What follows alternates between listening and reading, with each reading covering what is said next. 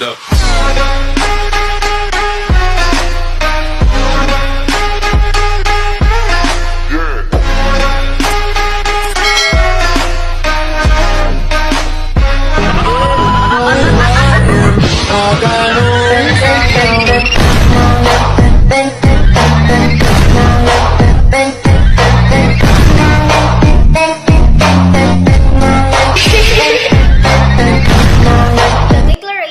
Martial law in 1972 by Ferdinand Marcos. In this video, we will learn and know about the history of our Philippine government during the Ferdinand Marcos from 1972 to 1981. Is martial law helpful and effective in our country? How did martial law affect the economy of the Philippines and the reason behind the declaration of martial law in the Philippines? Ferdinand Emmanuel Idrilian Marcos Sr. was a Filipino politician, lawyer, and a kleptocrat who served as the 10th President of the Philippines. He was born in Ilocos Norte at Sarat Province and was born on September 11, 1917 and died last September 28, 1989. His wife is Imelda Marcos and they have 4 children, Bongbong Marcos, Amy Marcos, Irene Marcos, and Aimee Marcos. He studied as a law student in the University of the Philippines System in 1939. His parents are Josefa Idrilian and Mariano Marcos. A member of the Philippine House of Representatives from 1949 to 1959, Senate from 1959 to 1965 before winning the presidential elections, previous offices, the Prime Minister of the Philippines from 1978 to 1981.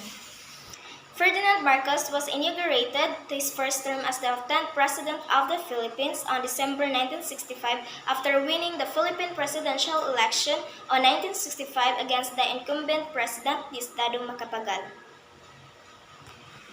September 21, 1972, to be exact, was the declaration. This was the term that Ferdinand Marcos controlled history on his own term.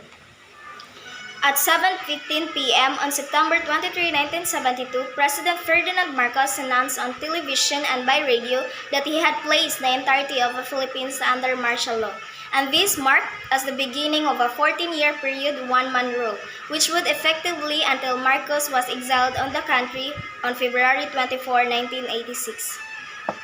Throughout the martial law period, Ferdinand Marcos built up the cult of September 21, proclaiming it as the National Thanksgiving Day, by virtue of the Proclamation No. 1180 on 1973 to memorialize the date as the foundation of his new society. The purpose of imposing martial law on the nation from 1972 to 1981 is to suppress increasing civil strife and the threat of communist takeover following the series of bombings in Manila.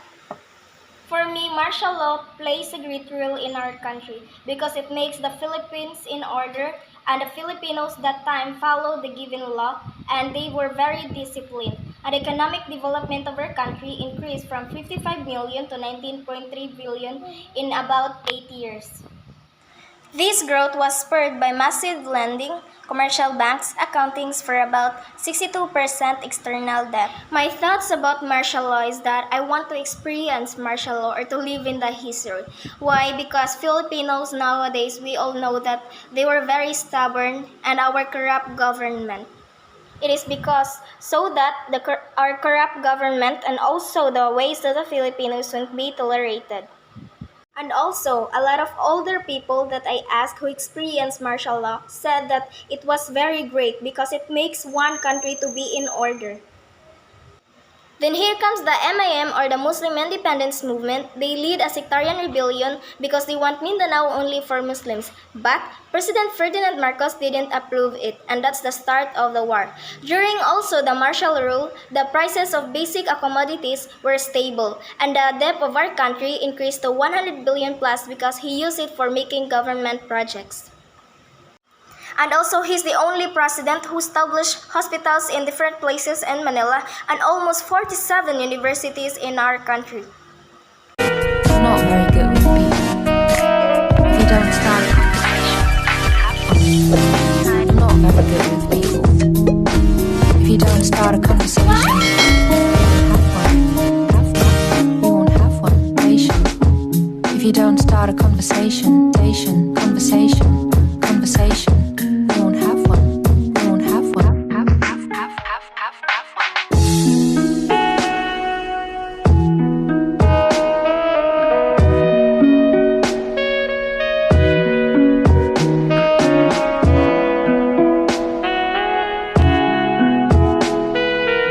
Not very good with people. If you don't start a conversation,